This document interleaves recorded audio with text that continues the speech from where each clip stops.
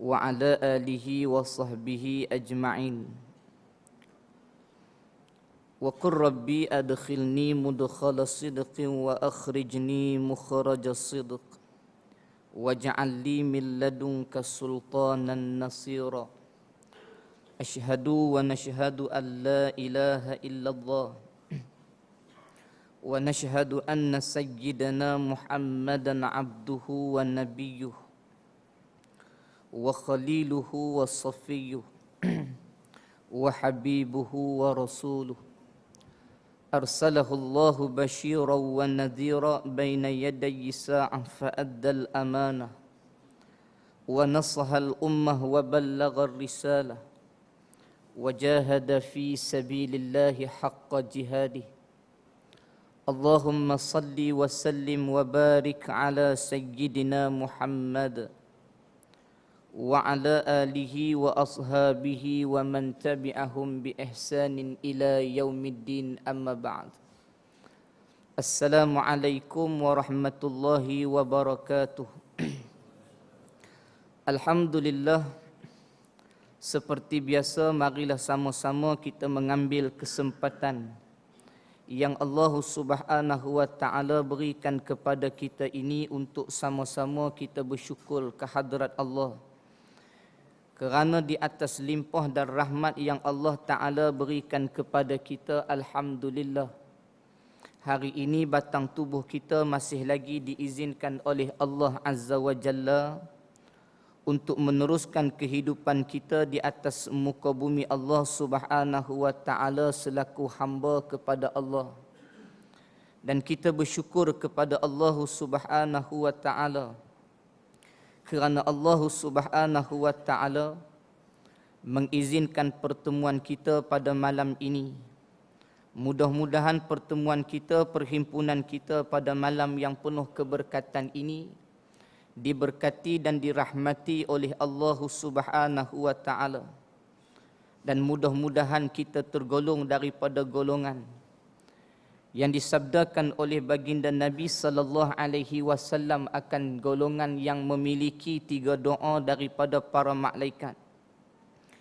Di antara mafhum sabdaan Nabi sallallahu alaihi wasallam betapa beruntungnya orang yang waktu hidup di dunia seringkali menghabiskan masanya di dalam majlis-majlis ilmu sebegini. Kata Nabi sallallahu alaihi wasallam, orang yang duduk di dalam majlis ilmu ni paling kurang memiliki 3 doa daripada para malaikat. Yang mana para malaikat mendoakan kepada orang yang duduk di dalam majlis ilmu ini daripada bermulanya majlis ilmu sehingga akhirnya majlis ilmu. Malaikat tidak putus-putus mendoakan kepada kita dengan 3 doa. Yang pertama, kata Nabi, malaikat mendoakan kepada kita, Allahumma ghfir lahum. Ya Allah, ya Tuhanku, Kau ampunkanlah dosa-dosa mereka yang duduk dalam majlis ilmu ni. Yang kedua, kata Nabi, malaikat tak putus-putus mendoakan kepada kita dengan doa, Allahumma arhamhum. Ya Allah, Kau rahmatilah mereka yang duduk di dalam majlis ilmu ni. Dan yang ketiga, kata Nabi sallallahu alaihi wasallam, malaikat tidak putus-putus mendoakan kepada kita sepanjang majlis ilmu ini dengan doa yang ketiga ialah Allahumma tub alaih. Ya Allah, ya Tuhan kami, kata malaikat, kalau sekiranya mereka bertaubat kepadamu wahai Allah, maka terimalah taubat mereka. Mudah-mudahan hadirin sekalian, kita tergolong daripada golongan-golongan yang disebutkan oleh malaikat ini, golongan yang diampunkan akan Allah dosa-dosa, golongan yang dirahmati oleh Allah, dan golongan yang diterima taubat oleh Allah Subhanahu wa Ta'ala. Begitulah hadirin sekalian betapa Nabi sallallahu alaihi wasallam itu memberikan penekanan betapa pentingnya majlis ilmu ni, hadirin sekalian. Kerana dengan majlis ilmu inilah tuan-tuan yang akan melahirkan masyarakat yang berilmu. Apabila masyarakat itu memiliki ilmu, maka masyarakat itu hidup dalam keadaan faham. Kepahaman inilah tuan-tuan yang paling penting kepada umat Islam. Kerana dengan kepahaman yang kita bawa dalam kehidupan, kepahaman inilah yang akan membezakan kehidupan kita. Orang yang memahami erti dan makna kehidupan sebagai hamba kepada Allah tidak akan sama dengan orang yang hidup dalam keadaan dia tak tahu hala tuju kehidupan dia. Kerana itu Allah Ta'ala sendiri, tuan-tuan, melontarkan pertanyaan di dalam Al-Quranul Karim. Qul hal yastawiyul ladzina ya'lamun wal ladzina la ya'lamun. Katakanlah olehmu, wahai Muhammad, adakah sama orang yang berilmu dengan orang yang tidak berilmu? Kalau kita tengok pandangan ataupun kupasan para alim ulama dalam bidang tafsir, ulama dalam bidang tafsir ataupun ahlul mufassirin ni, tuan-tuan, mereka menyebut mengapa kadang-kadang kita bertemu dengan ayat Al-Quran yang Allah mulakan dengan pertanyaan. Siapa yang bertanya? Allah. Selalunya, biasanya, tuan-tuan, orang yang bertanya ni kerana dia berhajat, berkehendak akan jawapan. Selalunya orang yang bertanya ni, tuan-tuan, kadang-kadang dia bertanya kerana dia nak jawapan. Kenapa? Kerana dia tak tahu. Tetapi yang bertanya ini Allah. Yang melontarkan pertanyaan ini Allah dan suruh Nabi bertanya itu adalah Allah. Persoalannya, adakah Allah ini tidak tahu? Sedangkan Allah Ta'ala ini memiliki sifat Al-Alim. Allah adalah Tuhan yang maha mengetahui. Pengetahuan Allah tak sama macam manusia. Allah mengetahui apa yang telah berlaku, yang sedang berlaku dan akan berlaku. Apa segala yang tersembunyi walaupun tak diketahui oleh manusia, tetapi tak boleh lari daripada pengetahuan Allah. Tetapi bila bertemu dengan ayat-ayat Al-Quran yang ada pertanyaan, kata ulama, yang pertama kata ulama, bila ada pertanyaan, pertanyaan itu daripada Allah Azza wa Jalla. Allah bukan nak sangat jawapan daripada kita, tetapi Allah Ta'ala menyuruh kita mencari jawapan. Kerana pada ayat dan pertanyaan tersebut memiliki ibrah yang sangat besar. Memiliki iktibar yang sangat besar apabila kita menemui jawapan yang sebenarnya. Allah bertanya, sama ada orang yang berilmu dengan orang yang tak berilmu? Kita tahu tak sama. Tapi walaupun masyarakat dan manusia tahu perbezaan di antara orang berilmu dengan orang yang jahil, tetapi kadang-kadang manusia itu lebih cenderung ikut kelompok-kelompok jahil. Tapi kadang-kadang manusia yang tahu perbezaan orang yang berilmu dengan orang yang jahil ni, kadang-kadang kehidupan dan perwatakan mereka seperti mana orang jahil. Allah Ta'ala suruh kita menerokai, cari ibrah. Yang kedua, kata ulama, bila ada ayat berbentuk sebegitu, Allah Ta'ala templak. Dalam kitab disebut templak. Bahasa moden kita ni perli. Tak apa moden lagi, perli. Orang sini panggil apa ni? Sendir, sendir. Sendiran. Perli ni orang Kedah. Mana Pak Cik orang Kedah ke? Tak ada ini. Tak sampai. Perli, orang Kedah panggil perli. Allah bagi templak.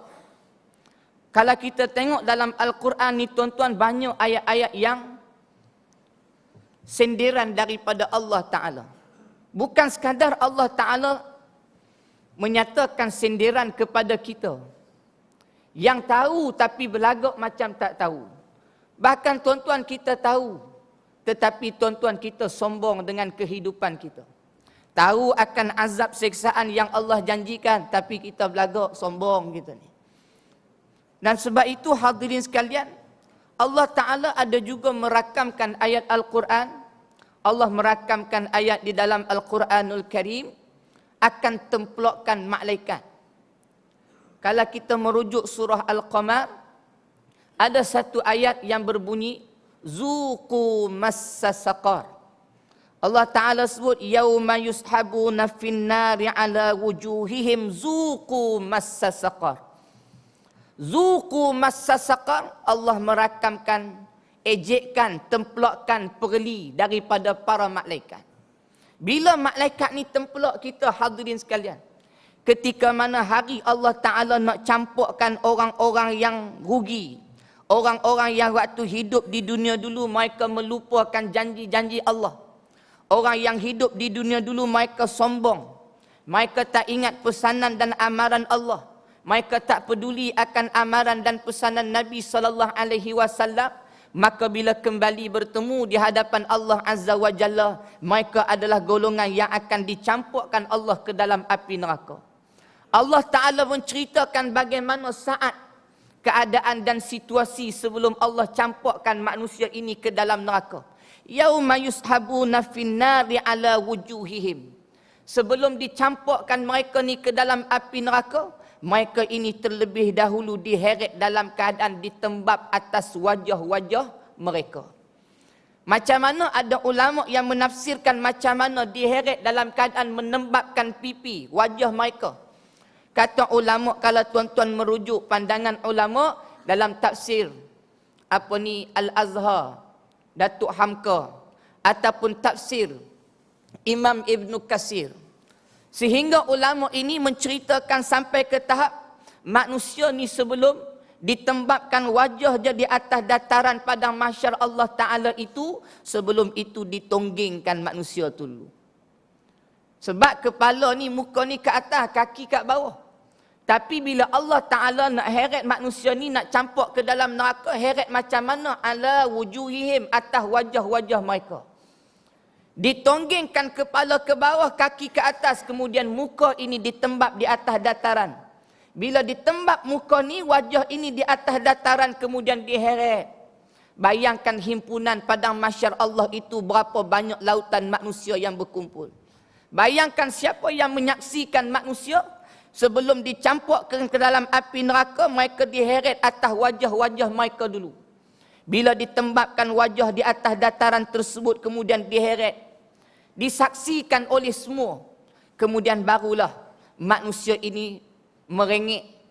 Manusia ini barulah merayu kepada Allah dengan keampunan dan penyesalan. Kami rugi waktu hidup kat dunia dulu, kami lupa wahai Allah. Kami rugi wahai Allah, kami menyesal dah wahai Allah, kat dunia dulu kami sombong. Bukan kami tak tahu, kami tahu, tapi kami sombong wahai Allah. Kat dunia dulu kami alpa wahai Allah. Bila manusia ini tuan-tuan merayu sebegitu kepada Allah, maka malaikat ni Allah rakamkan, tempelakkan mereka, zuku massa saqar. Bila malaikat ni tuan-tuan dengar kita merayu sebegitu, minta ampun, minta maaf pada Allah. Dulu waktu hidup kat dunia dulu tak mau menyesal, kat akhirat baru menyesal. Bila malaikat dengar kita punya rengekkan ni tuan-tuan, kata malaikat, zuku massa saqar, ajak muka hang, padan muka hang, ambil. Orang kata apa? Orang Kedah ni. Ajak muka hampa hang itu. Padan muka hang. Pasal apa dulu hampa tak mau menyesal? Kenapa dulu tak mau ambil iktibar? Kenapa dulu kamu tahu orang ni salah, kamu ikut orang yang salah? Kamu tahu benda ni akan selamatkan kamu di akhirat, tapi kamu tak buat. Kamu tahu perkara-perkara ni akan menjahanamkan kamu di akhirat, tapi kamu buat juga. Hari ni bila kamu dah kena apa yang Allah Ta'ala janjikan dah berlaku pada kamu, maka kamu merayu pula minta tolong, minta ampun, minta maaf, menyesal pada Allah. Zuku massa saqar, ajak muka hampa. Ni bahasa terjemahan paling mudah. Biar hampa duk rasa. Ni orang Kedah ni. Biar hampa rasa. Dulu hampa tak mau menyesal. Zuku massa saqar. Tuan-tuan, maknanya hadirin sekalian, Allah rakam ni pula templakan, perlian, senderan dari malaikat. Makna di akhirat ni tuan-tuan bukan sekadar diseksa sahaja orang yang macam ni. Dah lah seksa, kena sakit, kena derita, kena, kemudian tuan-tuan diejek pula. Sakit satu hai, tapi diejek tu lagi sakit. Orang mai berpang, nampak muka kita tak apa okey, kita jantan. Tapi bila pang diejek pula, oh padan muka tu lagi sakit tuan-tuan. Ni lagi sakit, kat sana nanti macam itulah.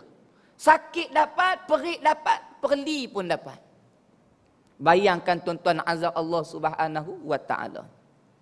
Sebab tu tuan-tuan, kenapa kita mulakan tazkirah pada hari ini dengan menceritakan ayat tempelakan, ayat ejekan daripada Allah. Tuan-tuan, kadang-kadang tazkirah ni bagi pesanan. Kita ajak orang kepada takwa. Ajak orang, ingatkan orang tentang risalah Allah. Tapi kadang-kadang orang buat tak tahu tuan-tuan. Dan ada dalam kaedah dakwah ni tuan-tuan, perli. Kadang-kadang kita pun anak kita taman nak cakap, kita pelik.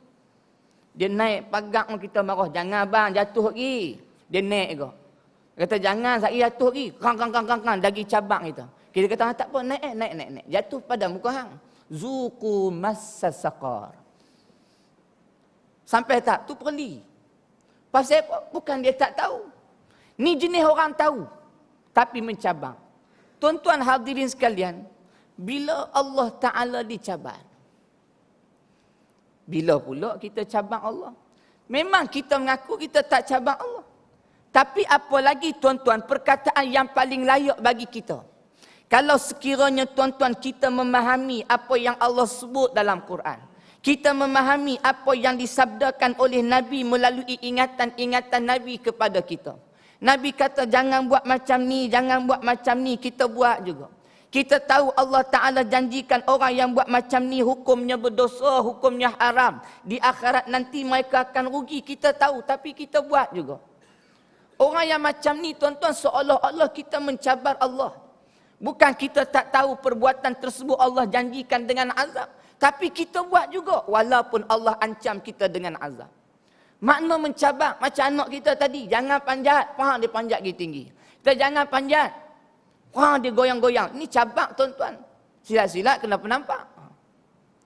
Sebab tu tuan-tuan kadang-kadang kita terlupa bahawa perbuatan kita ni sudah sampai ke tahap mencabar.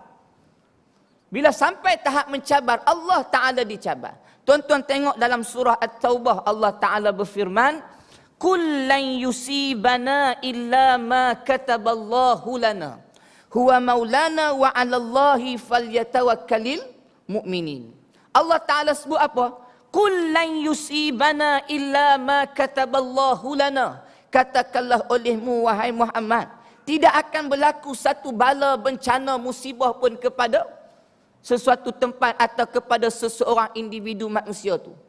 Illa ma kataballahu lana, melainkan musibah, bala, bencana itu sesuatu yang telah ditetapkan oleh Allah Ta'ala. Makna Allah Ta'ala sebut apa? Katakanlah olehmu wahai Muhammad, tak ada bala akan berlaku, tak ada bencana akan kami beri, melainkan sesuatu tempat itu Allah Ta'ala pilih untuk sampai bala bencana padanya. Kenapa hadirin sekalian? Allah katakan, Muhammad bagi tahu bala tu tak akan berlaku, tak akan terjadi satu musibah bencana itu, melainkan Allah Ta'ala yang tetapkan, pilih tempat tu kena bala musibah. Kenapa? Kadang-kadang kita fikir tuan-tuan ni sifat Allah antaranya Al-Adlu. Allah Tuhan yang maha adil. Sifat adil Allah Ta'ala ni tuan-tuan, kalau kita fikir paling mudah dengan logik akal kita. Orang yang taat kepada Allah, Allah kasih. Orang yang ingkar, derhaka, lawan, cabang Allah, cabang Quran, maka Allah murka. Bila orang ni tuan-tuan dia tahu kemurkaan Allah tu boleh sampai pada dia, dia tahu dia boleh dapat kelaknatan daripada Allah. Seperti yang Allah sebut dalam Al-Quran, lu'inahumullah wa yal'anuhumul la'inun. Sampai ke tahap manusia tahu perbuatan dia ni boleh mengundang kecelakaan, kelaknatan daripada Allah. Tetapi mereka lakukan perkara tu seolah-olah lupakan Allah. Maka kata Allah, bila Allah laknat, bahkan mereka akan turut dilaknati oleh seluruh isi alam. Isi alam melaknati. Bayangkan hadirin sekalian, hari ini Allah Ta'ala uji kita dengan apa yang terjadi melalui bala musibah daripada Allah yang boleh kita ukur melalui bencana-bencana yang berlaku di atas muka bumi. Kalau kita tengok baru ni tuan-tuan berlaku banjir, terkejut buruk kita. Adik ipar saya Ustaz Syazwan, dia duduk Kuantan. Tempat dia ni tinggi. Bila banjir tuan-tuan, tempat dia tu orang duk parking kereta tempat dia. Sebab tempat dia ni, kalau banjir tempat dia tak sampai. Parking kereta tempat dia. Ingatkan tempat tu selamat. Rupa-rupanya tuan-tuan, rumah dia pun sampai tahap bumbung. Habis kereta-kereta parking tu. Terkejut. Terkejut. Kita terkejut ke duk tengok gambar WhatsApp, Facebook kan. Tengok semua rumah tenggelam, bumbung-bumbung, nampak masjid elok. Saya tanya dia, betul ke ni? Ni nak kiamat ni. Dia kata, memang lah Ustaz. Tapi masjid ni tempat dia tinggi. Orang tu masjid tu tak kena. Masjid tu tempat dia tinggi. Rumah ni bawah bukit. Masjid tenggelam lah. Kita kata, tengok kuasa Allah. Yalah, malah kuasa Allah. Tapi masjid tu tempat dia tinggi. Ni bahaya kot. Cerita ni orang suka tambah-tambah. Suka tambah-tambah. Tambah cerita apa ni, ikan paus terdampak di lautan, pantai kat Malaysia ni. Mana Sabah, Sarawak. Ikan paus ni laut dalam dia ni. Laut Malaysia ni jarang jumpa ikan paus. Tapi dia boleh tuan-tuan parking pula kat laut Malaysia ni. Baru ni pula tuan-tuan, ikan penuh pantai. Yang pantai penuh dengan ikan. Saya ada tuan-tuan orang hantar video. Tengok ni. Tengok dah. Terkejut. Orang nak tsunami, nak kiamat. Bagus. Fikir kiamat tu kira bagus. Memang ni tuan-tuan, wallahu ta'ala a'lam bisawab. Allahu ta'ala a'lam bimuradihi. Allah lah Tuhan yang paling mengetahui apa tujuan dan kehendak yang dia buat. Tapi hadirin sekalian, saya nak kongsi beberapa cerita hari ni. Tak ada modal hari ni, cerita. Boleh? Letih. Saya tuan-tuan kemari, semalam saya di sini, Selangor. Semalam saya di Selangor. Sampai ke sana malam tadi. Sampai Perak malam tadi. Pagi ni kami ada ijtimak di pondok. Tapi malam ni kena sampai sini. Habis ceramah ni kena balik. Esok budak lama daftar. Masuk sekolah. Dia letih sikit. Saya tak apa nak tidur. Malam tadi ingat nak tidur, letih. Tak boleh tidur. Sampai pagi saya tak boleh tidur. Sakit perut. Bala. Sakit perut, tak boleh tidur. Tadi ajak orang teman bawa, saya tidur sekejap hari tu. Tapi tak tahu jalan, takut sesat. Dia pun tak tahu jalan, tak apa nak tidur. Hari ni cerita boleh? Cerita. Habis modal. Hari ni cerita lagi, habis modal lagi, pukul 9. Biar hadirin sekalian. Baik, nak balik awal. Esok kan punya program. Baik. Saya tengok kisah dan banyak ulama-ulama yang menceritakan pengalaman yang berlaku di bumi Islam, Bosnia Herzegovina. Tragis pembunuhan umat Islam di Bosnia ni sampai ke tahap pernah dapat ranking nombor 1 paling tragis, paling kejam. Sampai hari ni tuan-tuan, kes perbicaraan ni tak selesai lagi.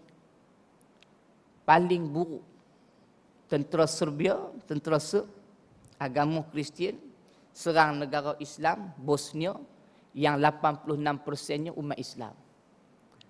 Banyak. Yang pergi ni tuan-tuan, kita dapat maklumat, askar-askar yang dihantar ni kebanyakannya askar yang jenis yang gerila rempuh. Kebanyakan askar-askar ni tuan-tuan, mereka ambil daripada anak-anak luar nikah. Yahudi yang mereka ni tuan-tuan, dia ada askar yang dia pungut budak-budak ni daripada anak luar nikah. Anak yang terbiak masalah, dia ambil tuan-tuan, dia train jadi askar tentera yang Yahudi. Sebab tu kita tuan-tuan, kalau takbir pun lembek, macam mana nak lawan ni pak? Jenis tak ada hati perut, tak ada perasaan. Jenis bunuh orang, kadang-kadang kita fikir ni manusia ke binatang. Mereka ni tuan-tuan ambil anak luar nikah yang teruk. Kemudian tuan-tuan, mereka ditrain, dilatih dengan lebih teruk. Tak ada hati perut, tak ada kemanusiaan. Sampai ke tahap tuan-tuan, ada satu rumah. Satu rumah yang ada 3 penghuni dia. Seorang lelaki, seorang ibu tua, seorang perempuan mengandung. 4 orang askar ni masuk, dia bawa 2 ekor anjing askar. Anjing askar ni tinggi, bukan kecil. Tinggi, warna hitam, lidah dia terjelek. Masuk dalam rumah tu tuan-tuan. 3 orang ni melutut. Orang kata apa? Dia macam sujud. Askar ni rawat tembok dalam rumah. Pup. Habis. Bila 3 orang ni akhirnya dibawa keluar. Laki tadi diikat tangan dia. Perempuan mengandung ni ikat tangan dia. Ibu tua tu tok tengah-tengah. Askar pegang ibu laki tadi. Kemudian isteri mengandung ni pegang. Senapang tok kat kepala. Ibu tua ni tok tengah-tengah. 2-3 orang lagi askar belasah ibu tua ni. Belasah semua. Saipok, terajang, tumbuk, jerit-jerit ibu tua ni. Sampai ke tahap bila dia belasah. Last sekali ibu tua ni dah tak larat. Bila muka ibu tua ni pun dah teruk, dah pecah, muka kena belasah.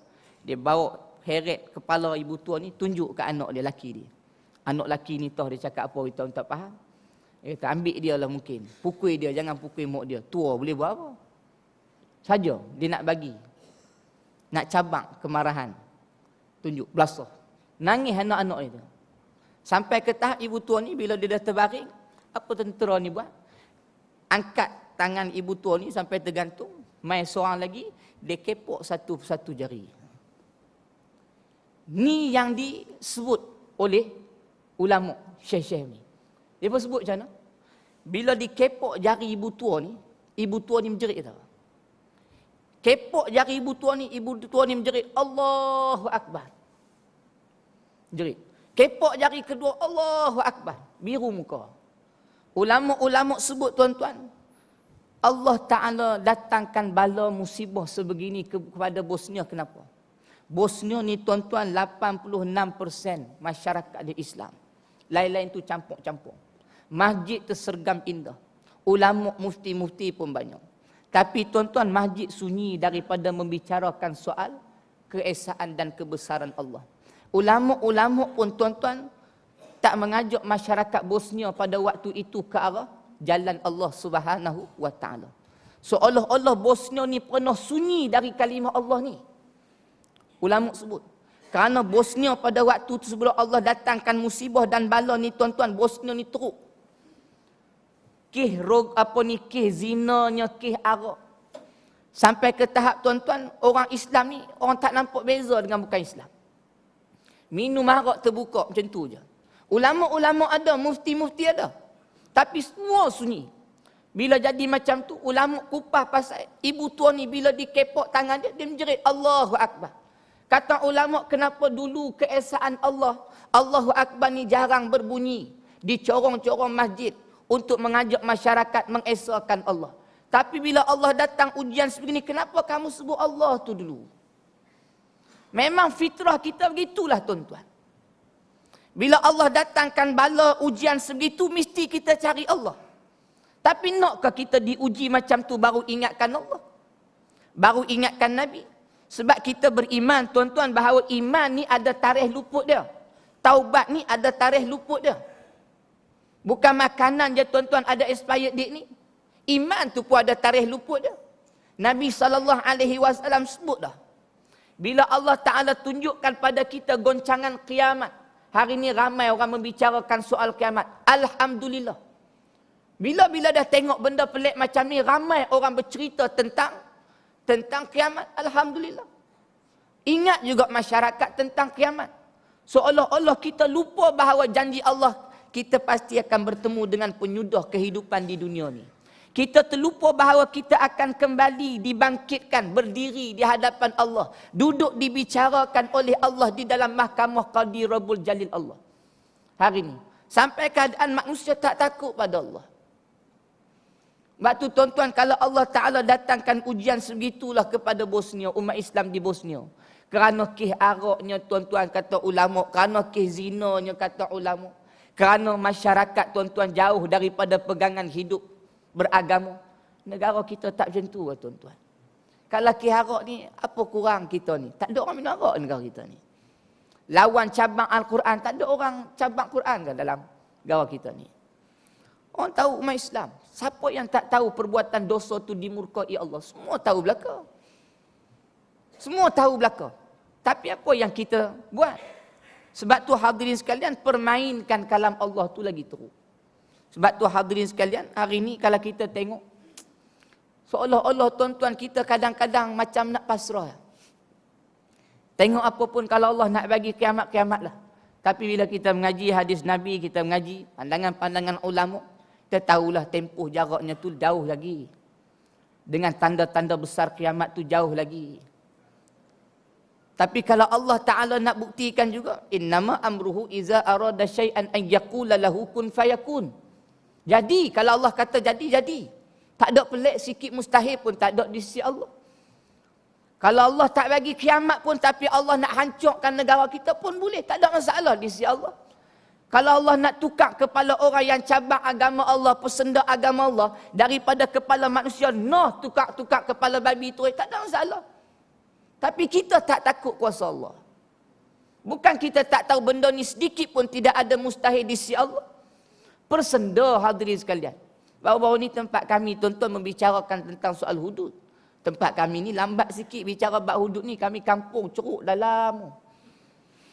Lambat dia bincang pasal hudud ni. Baru nak gaduh. Kita gaduh lama dah. Mereka baru nak gaduh pasal hudud. pasal hudud ni.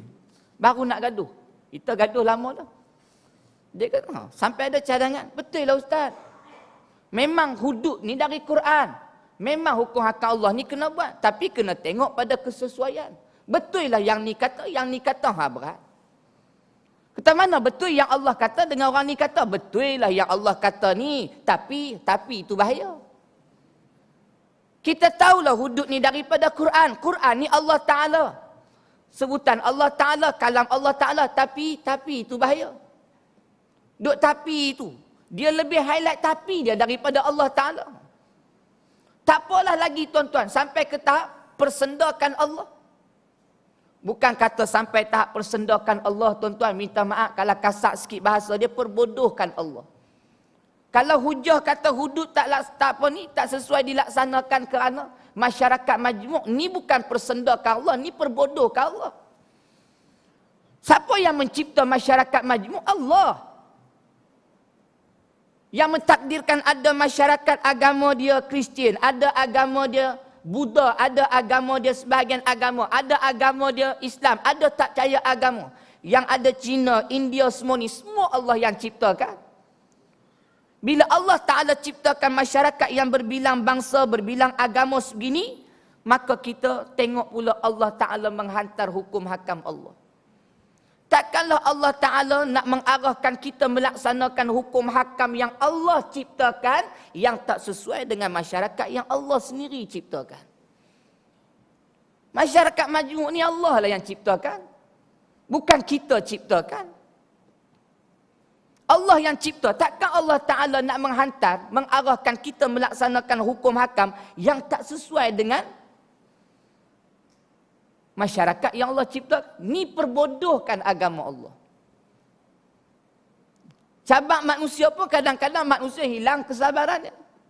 Ni sampai ke tahap tuan-tuan mencabar Allah sebegitu. Tak pelik kalau kita rasa nak jadi benda pelik-pelik dalam negara kita ni. Apa yang jadi kat Bosnia sampai tahap kalimah Allahu Akbar yang disebut oleh ibu tua ni pun dikupas panjang oleh ulama. Ulama-ulama takut hadirin sekalian tengok daripada luar tak boleh nak buat apa. Pasal apa? Kerana kat sana ada Tok Mufti dia. Kerana setiap mukim-mukim ada wakil agama dia. Setiap masjid-masjid tuan-tuan ada ahli agama yang dirujuk oleh masyarakat Korea dia. Orang boleh menilai, orang boleh tuan-tuan mengupah daripada jauh. Takutnya kita. Bahari ini pun kadang-kadang kita dengar masyarakat berbicara, kita takut kadang-kadang. Takut Allah datangkan bala. Bila bala datang, bala ni tak kenal siapa tuan-tuan. Ni orang duk sebut ikan naik ke darat sampai penuh pantai ni nak jadi tsunami. Ada profesor bagi takkan berlaku tsunami yang ni situasi dia. Wallahu a'lam lah, depa pakar dalam bidang tu. Kita tak apa pandai. 26 hari bulan. Yang membicarakan tentang tarikh 26 pun ada juga. Serah pada Allah. Allahu Ta'ala a'lam bimuradihi. Dia tahu apa yang dia buat. Cuma kita ni jaga posisi kita, tugas kita dah lah. Hamba. Kalau Allah nak bagi kiamat, biar kita jadi hamba yang bersedia dengan apa segala. Sebab hadirin sekalian, kalau tak bertemu dengan kiamat pun, maknanya kita mati dulu. Kalau tak dapat bertemu dengan suasana goncangan kiamat pun, maknanya kita mati dulu. Bersediakah dah kita nak mati ni? Bersediakah dah kita bila mati nak tinggalkan anak-anak kita yang meneruskan kehidupan ni? Sebab tu hadirin sekalian, kita jaga posisi kita sebagai hamba Allah. Takut kita lupa bahawa kita hamba kepada Allah. Yang mengajak masyarakat dan manusia untuk mengenal kita ni adalah hamba Allah, adalah Nabi Muhammad sallallahu alaihi wasallam. Dia yang memperkenalkan kepada kita tuan-tuan satu risalah yang bagi tahu tujuan kita hidup sebagai seorang hamba atas muka bumi. Ni tak lama lagi 14 hari bulan kita sambut pula kelahiran Nabi sallallahu alaihi wasallam. Sebelum tu nak sambut tahun baru dulu. Takut keseronokan sambut tahun baru ni lupa Maulid Nabi. Takut lupa Maulid Nabi, seronok sangat. Sebab dia tak pandang pada sudut Allah. Kita hanya pandang tuan-tuan pada ukuran manusia. Hari ini banyak masyarakat pandang pada pandangan dan ukuran manusia, bukan ukuran Allah. Hamba ni mau tak mau mesti dia mengutamakan ukuran Allah Ta'ala tu dulu. Sebab hamba, Tak mau kita perlu, wajib kita mengutamakan sifat penghambaan diri kepada Allah. Dah hamba mesti memperhambakan diri pada Allah. Bila selagi mana kita ingat kita ni hamba, maka selagi tu wajib kita mengabdikan diri kepada dia. Tapi kadang-kadang manusia lupa dia hamba, dia rasa dia Tuhan, tuan-tuan. Dengan apa yang Allah Ta'ala bagi nikmat kurnia pada kita, kita rasa tuan-tuan kita hebat. Dan kita memberikan pentakrifan kemerdekaan dalam cara erti yang salah. Saya dah baca satu kitab tuan-tuan, ulama yang menceritakan sejarah perjuangan Nabi. Antara perjuangan Nabi ni, dia memperkenalkan erti dan makna kemerdekaan yang paling hakiki. Yang memutarbelikkan makna merdeka ni tuan-tuan adalah Yahudi. Dia hiasi kehidupan kita ni tuan-tuan, termasuk bantuan pertolongan syaitan iblis ni. Menghiasi kehidupan kita ni tuan-tuan, faham merdeka kita ni bebas nak buat apa saja. Hari ni tuan-tuan, kalau kita banding orang yang hidup dia senang berbanding dengan orang hidup dia susah, kita kata nampak merdeka lagi orang yang kaya. Dia boleh buat apa saja. Orang miskin terbatas, ni nak buat duit tak ada, nak buat ni duit tak cukup. Kadang-kadang dia tengok orang yang tuan-tuan lupa tanggungjawab sebagai hamba Allah. Dia tak rasa tuan-tuan ada tanggungjawab sebagai hamba Allah yang wajib berjuang sebar risalah Allah. Yang dia rasa tuan-tuan ada cukup duit sampai waktu dia boleh bawa anak-anak pergi bercuti. Sampai waktu kerja dia cari rezeki, balik rumah dia duduk dengan anak-anak dia duduk pusing macam tu je. Dia kata, ni seronok. Ada waktu cuti, seronok cuti dengan anak-anak. Pergi luar negara, pergi tempat ni, pergi tempat ni. Tu dia tengok, ni susah-susah nak berjuang, susah-susah nak dakwah. Tinggal anak bini. Pemalam-malam boleh jumpa anak bini. Ni orang yang berjuang, orang yang pergi berjuang pada jalan Allah ni, ikut cara Nabi, ikut perjuangan Nabi ni. Kadang-kadang pisah dengan anak bini. Imam Hasan Al-Banna kadang-kadang tuan-tuan 3 bulan pernah tak jumpa anak isteri dia. Al-Syahid Dr. Abdullah Azam pernah tuan-tuan dia tulis, tuan-tuan perasaan dia rindu sungguh pada anak isteri dia.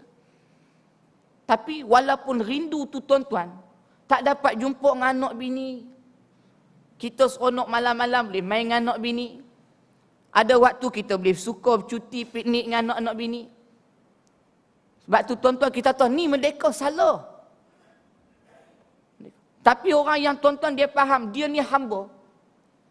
Dia melaksanakan apa yang dituntut oleh Allah sebagai seorang hamba, maka dia tahu itulah tuan-tuan kemerdekaan yang paling hakiki.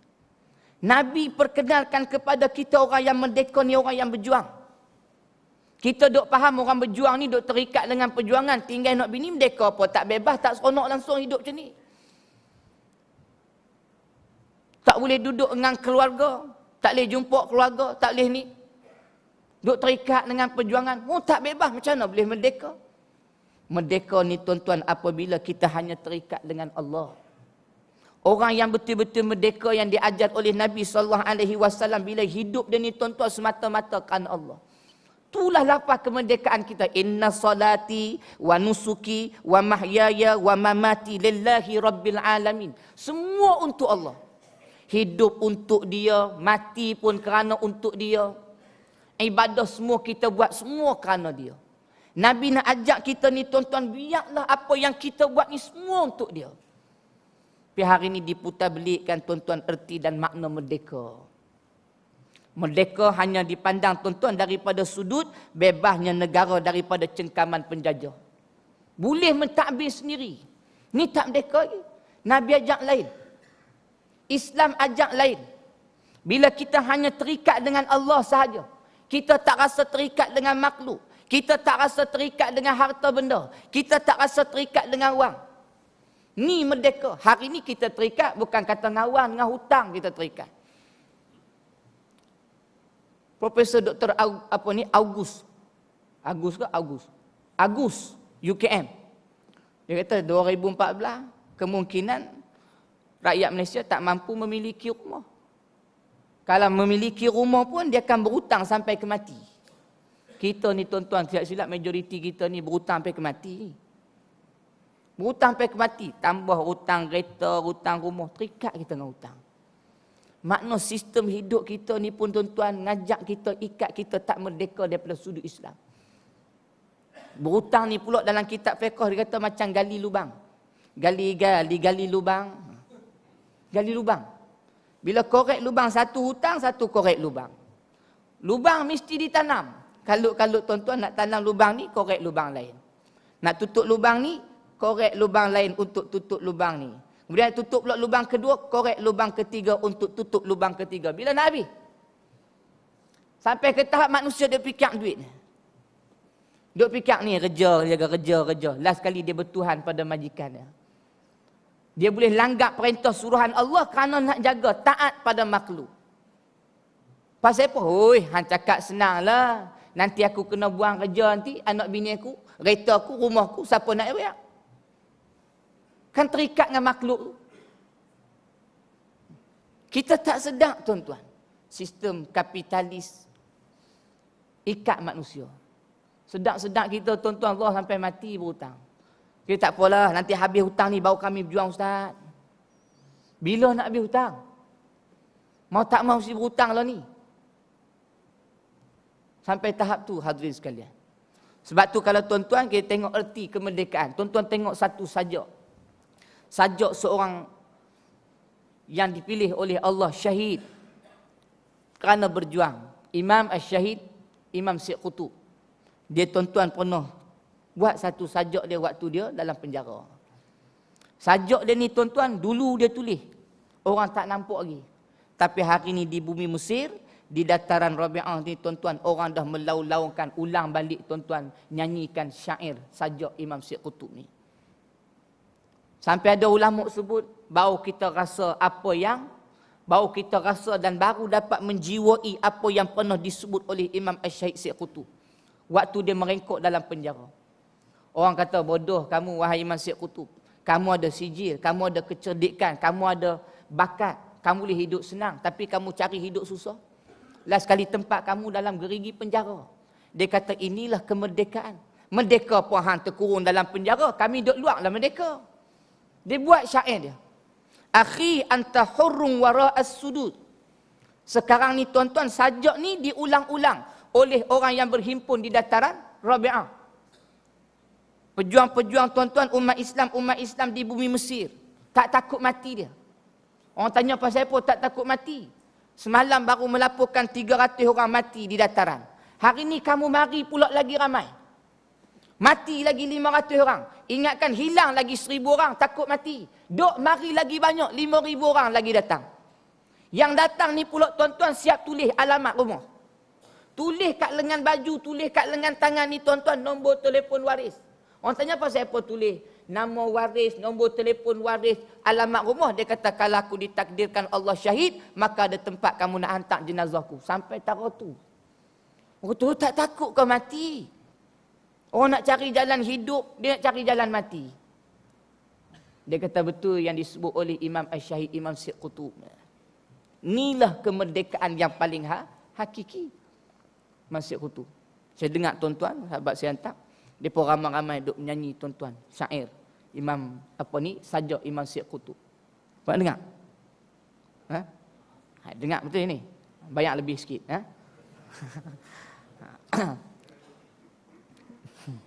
melawak. Akhi anta hurrun wara'a sudud. Akhi anta hurrun bitilkal quyud. إذا كنت بالله مستعصما فماذا يضيرك كيد العبيد فماذا يضيرك كيد العبيد أخي أنت هر وراء سدود أخي wahai saudaraku, kamulah orang yang sebenar-benarnya hurrun merdeka. Akhi anta hurrun wara'as sudud, walaupun kamu dikurung dalam gerigi penjara. Akhi anta hurrun bitilkal quyud, akhi kamulah orang yang sebenar-benarnya memiliki kemerdekaan yang paling hakiki, walaupun tangan-tangan kamu sedang diikat dengan gari-gari penjara.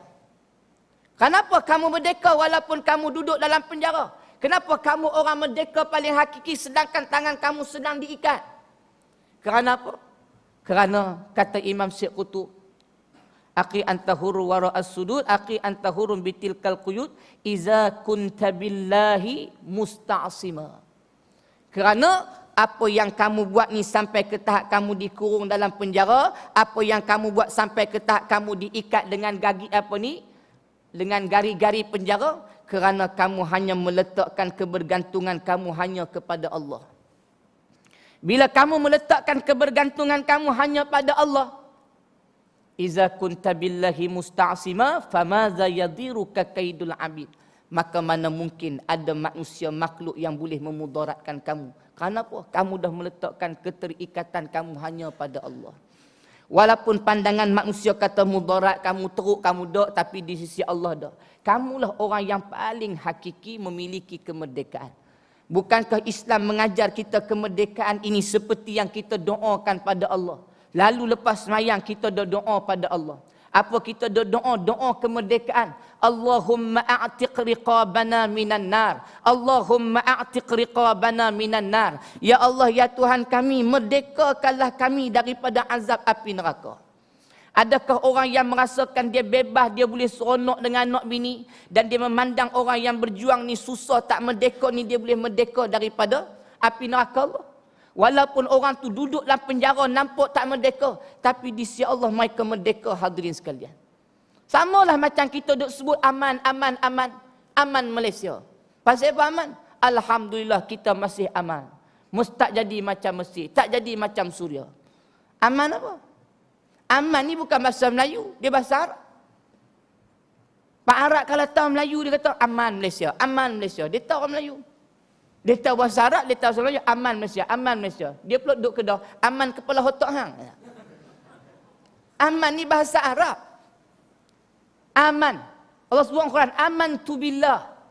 Aman ni maksud dia selamat. Islam ajak ni selamat apa yang kita buru? Hamba Allah ni hidup ni kerana dia nak mencari keselamatan yang paling hakiki. Selamat dunia, selamat akhirat. Kita rasa aman, kita kat dunia, selamat kat dunia, tak jadi macam di Mesir. Selamat dalam negara kita, tak jadi macam Suria. Selamat negara kita, tak jadi macam Tunisia.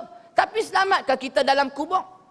Boleh jadi hari ni 300 orang mati di Mesir. Hari ni 400 orang mati di Mesir. Baru-baru ni tuan-tuan, umat Islam satu dunia menyatakan bangkangan apabila matinya seorang pejuang Islam di bumi Bangladesh. Mati seorang pejuang Islam tuan-tuan yang menggerakkan Jamiat Islami di bumi Bangladesh. Kih dia tuan-tuan 1971 dulu. Dibicarakan semula, akhirnya dijatuhkan hukuman gantung sampai mati. Sebelum ni jatuh dah hukuman penjara seumur hidup. Bicara sekali lagi, jatuhkan hukuman gantung sampai mati. Penolong setiausaha Jamiat Islami Bangladesh. Ni banyak orang Bangladesh ni. Banyak orang Bangladesh. Ada tak? Muka nampak macam Bangladesh nampak ni. Ramai lah. Ustaz salah seorang. Dibunuh kerana apa? Kerana ajak masyarakat ni tuan-tuan pandang sudut perjuangan. Merdekakan negara daripada undang-undang yang ditinggalkan penjajah. Merdekakan masyarakat daripada terikat dengan undang-undang yang tidak bertauhidkan pada Allah. Jatuh hukuman gantung sampai mati. 12 Disember baru-baru ni digantung sampai mati tuan-tuan. Senyum dia. Saya ada gambar ni, senyum. Ni bukan edit picture, ni betul-betul punya senyum. Waktu kita umat Islam di Malaysia sebut tahniah dan takziah. Takziah kepada ahli keluarga, sahabat-sahabat perjuangan dia. Kemudian tahniah kerana dia dipilih oleh Allah. Allah membenarkan janji Allah. Wala tahsabanna allazina qutilu fi sabilillahi amwat. Jangan sekali-kali kamu menyangka orang yang mati berjuang pada jalan Allah ni mati. Bal ahya, bahkan mereka tu masih hidup. Inda rabbihim, di sisi Tuhan mereka, yurzaqun, diberikan rezeki. Dan kita wajib beriman tuan-tuan, kehidupan dia seperti yang Allah sebut di sisi Allah tu jauh lebih bernilai, jauh lebih indah berbanding kehidupan kita yang kita rasa aman, aman, aman ni. Tak apalah harga barang naik, tapi kita masih lagi aman. Eloklah hang. Aman, aman. Tuan-tuan kalau baca kitab Maqasid Syariah, orang yang cakap harga barang naik, ketentuan Allah. Dia ni elok kena tangkap, pegang rotan dia. Tuan-tuan tengok kitab. Dia cerita kitab zaman Sayyidina Umar ibn Al-Khattab. Waktu dia jadi Amirul Mukminin, tuan-tuan, pernah tangkap seorang pencuri. Tangkap seorang pencuri, hadirin sekalian, nak bicarakan. Barang yang dia curi ni cukup nisab perkiraan dia, boleh kena potong tangan. Hudud. Dia tangkap dia, tuan-tuan, pencuri ni. Dia tahu. Umar ni pula, tuan-tuan, waktu dia jadi khalifah, waktu dia jadi Amirul Mukminin, kalau nak semayang, aku imam. Kalau nak jatuh hukuman, aku pelaksana dia. Ni Umar. Supaya aku ada boleh jawab di hadapan Allah. Ni Umar. Sudut nak ajak masyarakat ke arah Allah pun dia imam. Dunia pun biarlah dia menjadi imam untuk bawa masyarakat pada Allah. Ni Umar. Bila jatuh hukuman ni, bicara. Last kali Umar, kamu jatuh ke hukuman, potong tangan dia. Ni barang yang dia curi, cukup perkiraan, boleh kena potong tangan. Umar ni, dia guna kaedah Islam. Sebelum dia nak potong tangan pencuri ni, dia mesti dengar penjelasan pencuri. Iqamatul hujjah. Dengar apa pendirian hujah orang yang curi. Umar tanya, kenapa hang curi? Dengan harapan Umar ni, tuan-tuan, Umar tanya macam tu sebelum potong tangan dia dengan harapan nak orang ni jawab, aku mencuri kerana terdesak, wahai Umar. Aku mencuri kerana anak bini aku 3-4 hari dah tak makan. Aku sangat perlukan makan, aku mencuri. Umar harap tu jawapannya. Tapi orang yang mencuri ni pun dia kenal Umar ni macam mana. Umar ni jenis yang tegas. Nabi sebut Al-Faruq, gelaran pada Umar. Dia tegas. Dia tahu Umar ni jenis gedebe, jenis cengih dia. Bila Umar tanya pasal apa hang curi, dia pun jawab, aku mencuri kerana inilah ketentuan Allah. Sama tak jawapannya? Ketentuan Allah. Umar kata ambil rotan, aku nak sebat dia ni. Orang bagi rotan ke Umar, orang angkat dia, Umar rotan. Ali bangkang. Sayyidina Ali kata, wahai Amirul Mukminin, kamu rotan dia sedangkan dia mencuri, hukum dia potong tangan. Kamu rotan dia Amirul Mukminin, maka kamu berdosa kepada Allah. Karena Allah kata orang yang curi potong tangan. Kalau Allah kata sebat 100 kali pada penzina, maka kamu tak boleh kurang walaupun 1 rotan. Dan kamu tak boleh tambah, haram tambah walaupun 1 rotan. Dia ni mencuri, wahai Amirul Mukminin. Kenapa kamu rotan dia? Patutnya kamu potong tangan. Ni kamu tambah hukum Allah. Kamu tambah hudud Allah. Umar kata apa? Aku tak tambah. Tapi aku jatuhkan hukuman rotan ni kerana kesalahan lain. Kesalahan apa? Dia mencuri. Mencuri sagi, potong tangan dia. Yang rotan ni apa? Yang rotan ni dia telah mendustakan Allah.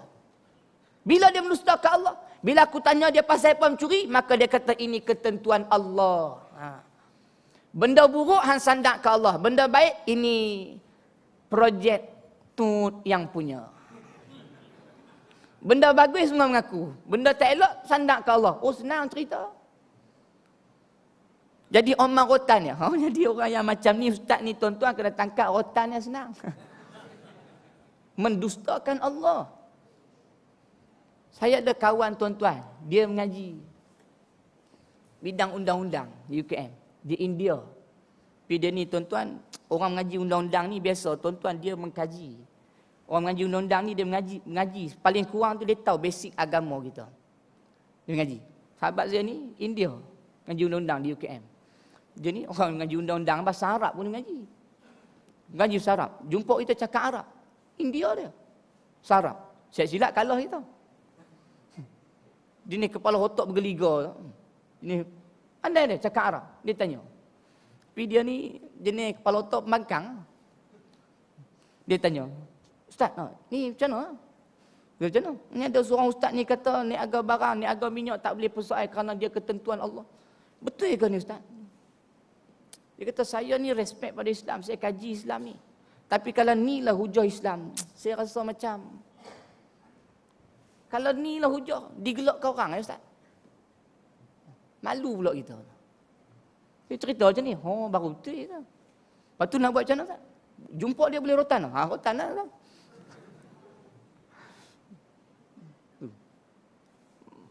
Fitnah pada Islam. Sampai ke tahap tuan-tuan, orang kaji Islam dah hari ni. Tuan-tuan tengok Eropah.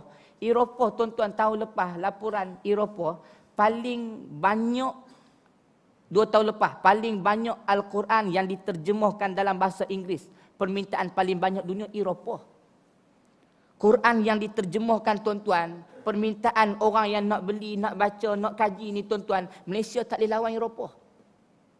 Asia ni tuan-tuan tak boleh lawan Eropah. Eropah paling banyak.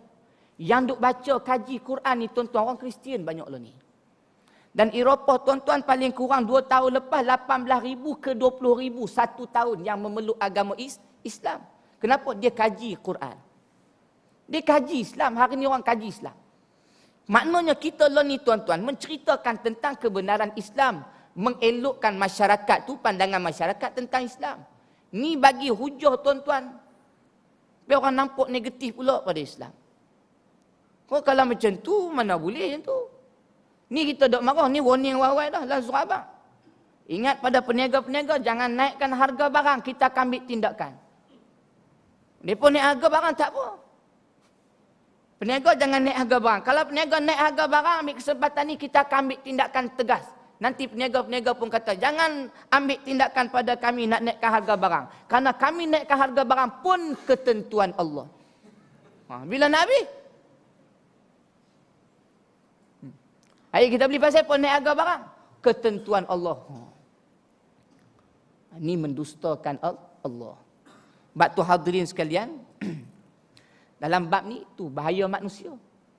Manusia kerana dia pandang bukan pada ukuran Allah tu dulu. Pandang pada ukuran kita ni dulu. Bab tu tuan-tuan, manusia ni tak boleh lari pada bisikan nafsu dan syaitan. Kita tahu tu.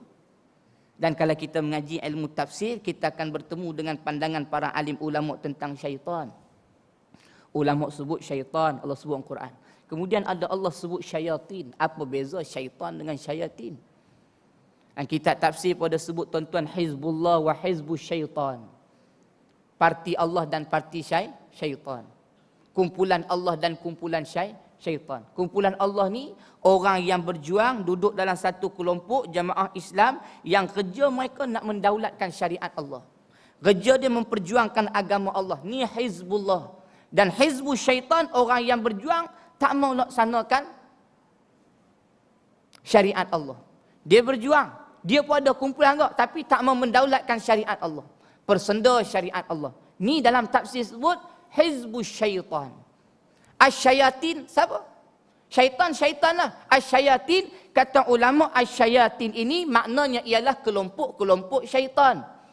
Siapa kelompok-kelompok syaitan? Minal jinnati wan nas, terdiri dari kalangan jin dan juga manusia. Manusia pun akan ada jadi kelompok-kelompok syaitan. Kenapa ada manusia yang digelar sebagai kelompok-kelompok syaitan? Ada satu hadis Nabi yang Nabi SAW menceritakan sebelum munculnya Dajjal Al-Masih Ad-Dajjal, Dajjal yang bermata satu, maka akan muncul 30 Dajjal dulu. Sebelum muncul Dajjal mata satu ni, yang akan ajak manusia mengaku dia ni sebagai Tuhan, akan muncul dulu 30 Dajjal. Ulama syarah 30 Dajjal ni apa? Manusia yang memainkan peranan Dajjal. Walaupun Dajjal mata satu tu tak muncul lagi, ada dah tugas Dajjal yang dimainkan. Asyayatin, kata ulama, mereka ni manusia tapi memainkan peranan-peranan seperti syaitan. Kerja mereka ni apa? Fayudilluka an sabilillah. Siapa sebut? Allah sebut dalam Quran. Kerja syaitan iblis ni, fayudilluka an sabilillah. Dia nak sesatkan hamba-hamba Allah daripada jalan Allah. Dia bawa dengan undang-undang ciptaan dia untuk menggantikan undang-undang Allah. Bila orang nak dekat dengan Allah Ta'ala, dia akan simpang masyarakat ke jalan Allah, dari jalan Allah ni. Sebab tu kalau tuan-tuan tengok Bahrul Mazi, kerja-kerja mereka ni termasuklah menghias pandangan manusia, menghias penglihatan manusia, menghias pendengaran manusia, dan menghias suara hati manusia. Ni kerja syaitan dan iblis. Dia akan hias pandangan mata manusia. Sebab tu kalau tuan-tuan tengok, orang yang tak kahwin lagi, couple ni, kalau tengok dia naik motor ni tuan-tuan, Allahu Rabbi, dia peluk tu sayang sungguh. Kalau dia peluk tu tuan-tuan naik motor tu, 5 orang boleh duduk belakang ni. Punya rapatnya dia peluk, sayang. Tu tak kahwin lagi. Tengok lepas kahwin. Lepas kahwin dia peluk yang tu. Tak peluk dia. Bini dia peluk, dia tembi. Rimah. Tu lepas kahwin. Sedangkan peluk sebelum kahwin tu haram. Sepatutnya penglihatan kita, mata kita, pendengaran kita, hati kita tak suka. Benda ni haram. Tapi dihiasi benda yang haram ini disukai, dicintai oleh manusia. Ini kerja syaitan. Ini kerja syaitan. Kahwin ni dah kahwin bukan kata peluk, pegang tangan, cium tangan. Lebih pada tu, dapat pahala. Tapi dah kahwin tak mau dah. Kita pun tengok, ni kahwin ke tak kahwin? Boleh expect dah. Pasal apa? Kalau tengok melekat, dia peluk tu elok, tu tak kahwin lagi ya, bohong.